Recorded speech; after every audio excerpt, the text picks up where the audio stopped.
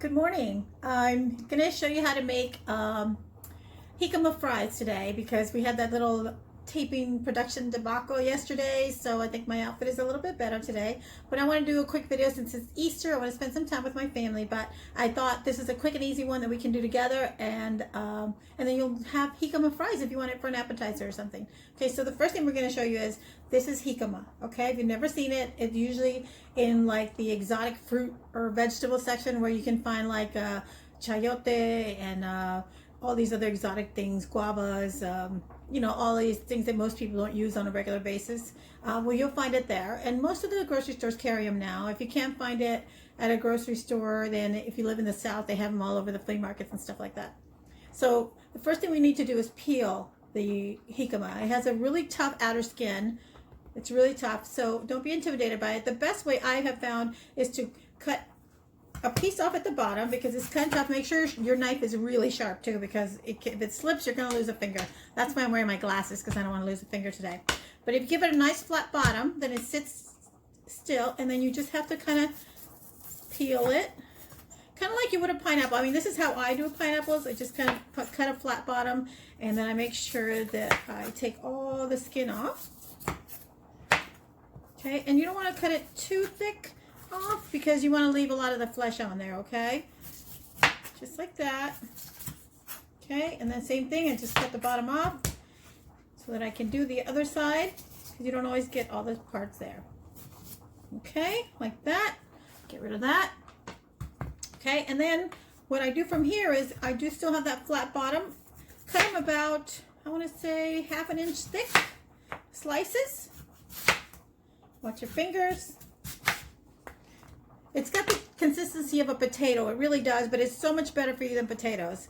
And then I take the actual slices and I cut them into sticks, the size of my fries that I want.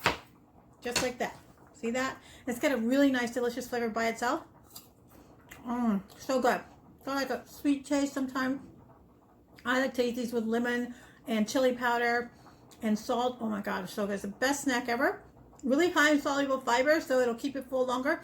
And it has a low glycemic index, which means it's good for people who have diabetes. It doesn't spike your sugar. All right. So once you get them to this, then to bake them, if we're going to bake them, we're going to take them and put them in boiling water and boil them for about 10 minutes just to get them started, so because they take quite a bit of time in the oven if you don't do that. So, sorry. Chewing on my jicama. Ha!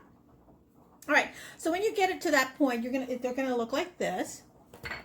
I've already boiled these and they're ready to go. Make sure you pat them dry, and then what I do to these to season them is I add, where's my olive oil? I add some olive oil to it, just to give them a generous bath. And then I've taken and made my own spices, so you can do whatever you'd like. I used about a teaspoon of turmeric, a teaspoon of paprika, a teaspoon of garlic powder, a teaspoon of onion powder, a little bit of black pepper, a little bit of oregano, and I also used sea salt. And this is my little concoction here. You make whatever you want, whatever flavors you want on there. I would recommend using the paprika. It gives it a nice golden color. So just sprinkle that on them. Get them all nicely coated.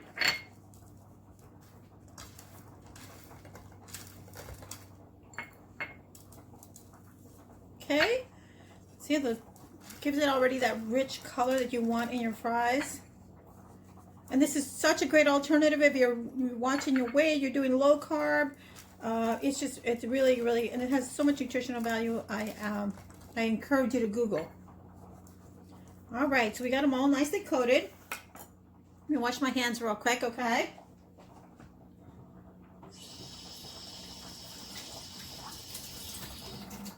All right, I've got a lot going on in the kitchen right now because I'm cooking for Easter. We're not doing anything crazy today. We're not doing a ham or anything. We are actually going to do fajitas on the grill because grilling now, it reminds me of home, and I don't have a lot of family here. So it just makes me feel like I'm home. I'm making some beef fajitas with some homemade tortillas. I'm going to make some borracho beans, some Spanish rice, some potato salad, guacamole, pico de gallo, all the fixins. And then for dessert, I'm going to make a bread pudding. Well, we call it capirotada. It's a tradition for Easter for us. Maybe I'll show you pictures later. All right, so now we got them like this. Now we just put some olive oil down on a cookie sheet. Okay. And then I take my little paddle. I never know where I leave my paddle. Okay. It's a really handy little tool. And then I just spread the oil around to get it even, so my fries won't stick. You can also use parchment paper or a silpat mat to keep them from sticking. I think they turn a little crispier when you don't use anything. All right, and then we just lay them in a single layer on there. I've already got my oven preheated to 380. And you're going to cook them for about 10 minutes and then flip them over and cook them another 10 minutes until they get to that golden crispiness that you're looking for in fries. And then after we cook them, we'll come back after they're all done and I'll show you how to make a quick chipotle dipping sauce for it. It's super yummy, super easy, and I promise you, if you make these at home, your friends are going to be like, oh my God, you're an amazing cook. And it doesn't take any effort at all. And they're so simple, and like I said, so good for you. So come back and I'll show you what the finished product looks like, and then we'll make that delicious dipping sauce to go with it. Thank you. And we're back. Our fries are done. Look how beautiful and golden they are. They are so, so good. They smell delicious too when they're cooking. All right, so now we're going to make our dip. Super is easy. So you're going to take a 1/4 cup of sour cream. Okay. A 1/4 cup of mayonnaise.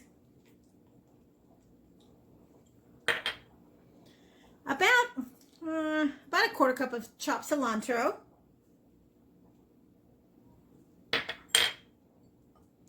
Juice of half a lime.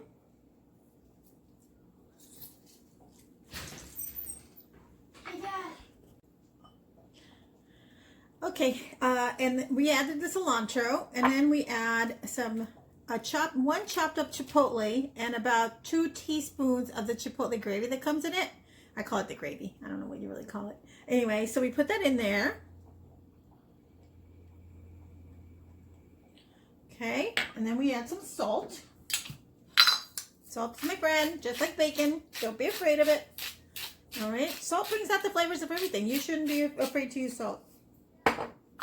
Okay, I'm going to give it a quick stir. Make sure you mix it in good so it doesn't have any lumps. I hate lumps in dips.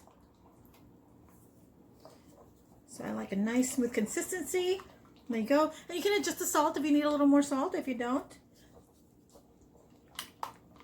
Oh, that splashed up into my glasses. All right, here we go. And then we take our delicious fries. Look at these beautiful beauties. And we just dip them into our dip. So delicious. You don't even need the dip, honestly, because by themselves, they're super good. And my producer, aka Izzy, tried them, and sometimes she's really fussy. She's like, oh, I'm not eating that. She loved them. So you want to give your kids an alternative to French fries? Here you have it. Jicama Fries. For the recipe, just send me an email to mydeliciousfood@gmail.com, and I'll send you that recipe, okay? Thanks again for watching.